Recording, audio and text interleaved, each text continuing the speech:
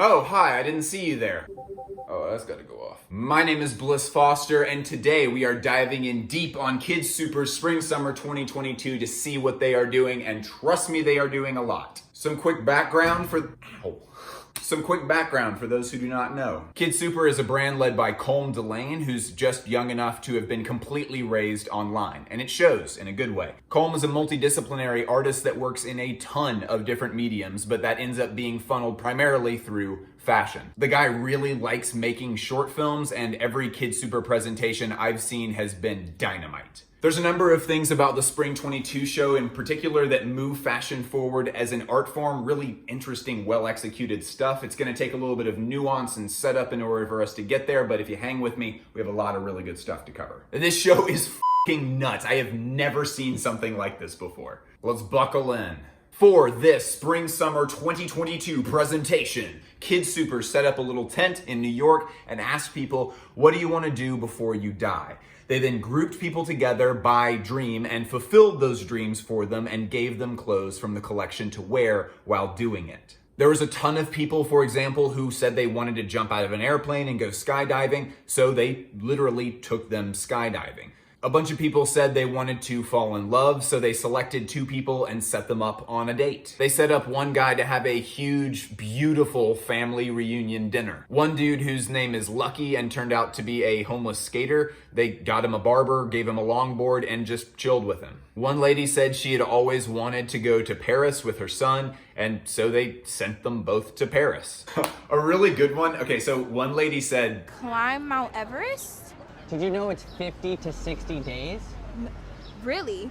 So maybe we just want to climb a smaller mountain. Yes, smaller mountains are still goals. So they took her to a mountain and gave her a gorgeous dress to wear while hiking up it. A bunch of people said they wanted to perform their music live in a venue, so they rented out a gorgeous venue in New York and got them all together and just let them play a song. Finally, they turned the question onto Colm, and he said that he had always wanted to float down a river with his friends, and they did. Okay, so besides this being the most wholesome fashion presentation that I have ever seen, well, I don't know, maybe it's a close second for the most wholesome fashion video I've ever seen. Besides being unbelievably wholesome, this moves fashion forward as an art a good deal in a number of different ways. The first element there is this excellent twist on street casting, which has been a statement used in fashion for a few decades now. Street casting is simply using folks who are not professional models in your runway presentation or in your lookbook. Jeffrey B. Small, Eddie Suleiman uses it frequently, as well as tons of other designers. It's actually a fairly common thing to do in modern fashion. When street casting, they just simply find people who they feel fit the mood of their work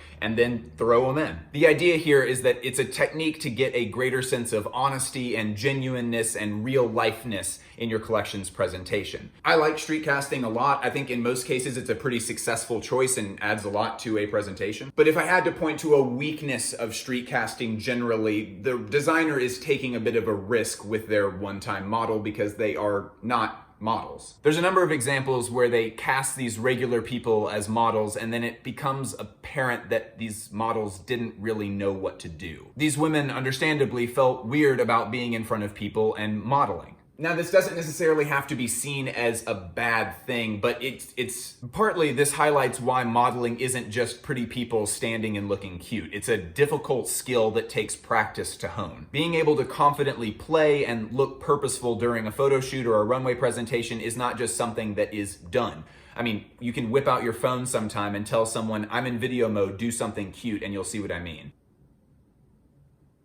Nobody knows what to do. But montages like the beginning of this KidSuper video are so compelling. There's a reason that these quick cut survey style videos are so popular. It's because you just can't take your eyes off of people who light up like this. So what is the difference between these magnetic, fascinating clips of regular people and pulling your phone out and saying, look cute? What's the difference there? I think it has something to do with the emotional state of the person. KidSuper captures this when everyone is just in their own normal clothes, but they really capture it later on in the video when everyone is walking for the lookbook while wearing the collection. They're asking people, what do you want to do before you die? And then they fulfill those dreams. They're giving them stuff. And there's a distinct difference between saying, hey, you regular person, do you want to come walk in my runway show in front of hundreds of people with cameras flashing and you wearing clothes that you're uncomfortable wearing in the first place? There's a difference between that and then saying, oh, you want to go skydiving? Bet, let's go skydiving. The walk and the body language, and I mean, excuse my obtuseness here, but their aura is just going to be different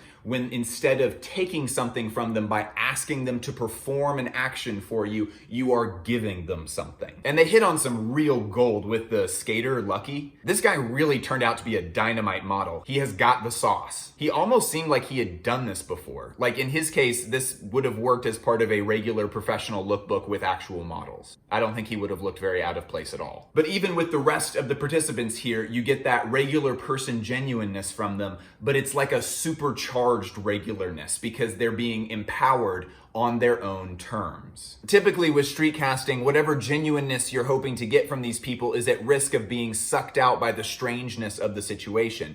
But instead of this taking mentality with street casting, KidSuper is able to bring out the best of real people by giving to them. Okay, shifting gears here. A major thing that we talk about on this channel is world building within fashion brands, and that's just anything outside of clothes that helps you to understand the artist's vision better. KidSuper's concept here for a collection presentation allows them to do a great deal of world building that isn't just for show.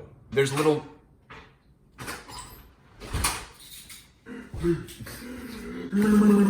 I got all the hair gel you ordered. I got all the hair gel you ordered. All right, pay me back.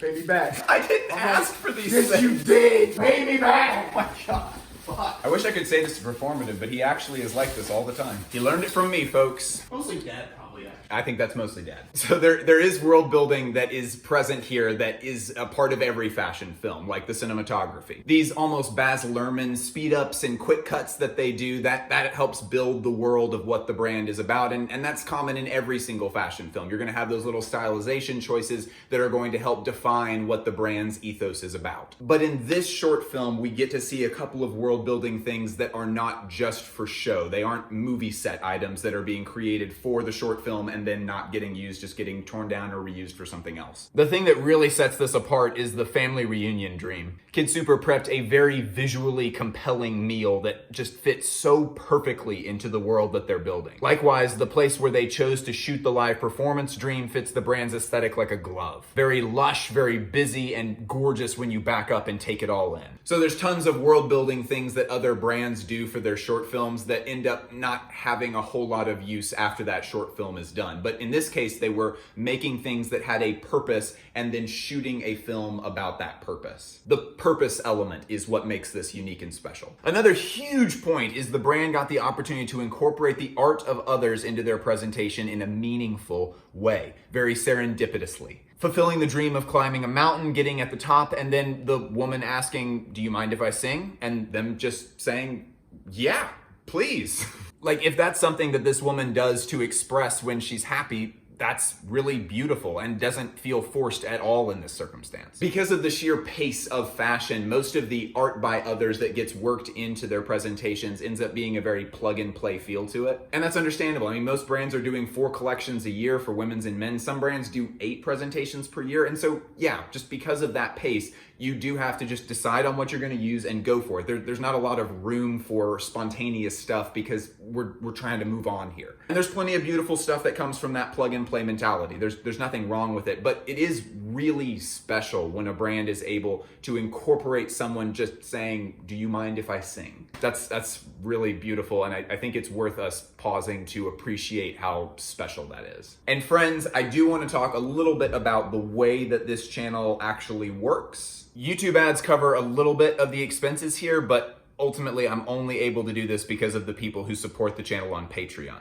Patreon isn't a social media platform. It is a service that allows you to give a small amount of money to support independent creators whose content you really love. The channel is my full-time job. I'm working on this content about 55 hours a week on average. This stuff takes an enormous amount of time to research and write and edit, and I hope this stuff is valuable enough to you that you understand the need for support. The link to join up is on the top right of your screen, and it's always in the description for every video. Thank you so much for joining me. Can I tell you about something that I'm like kind of sad about? I've had these jeans for forever. These are the Helmut Lang Destroyed jeans from like 2015. And this used to all be a solid layer of organza, and it's almost all gone. It's almost all been like shredded apart. It's taken years for it to get like that, but I only have like a couple of strands left on the entire thing. It makes me so sad. Say lovey. I love you and I mean it. Talk to you later.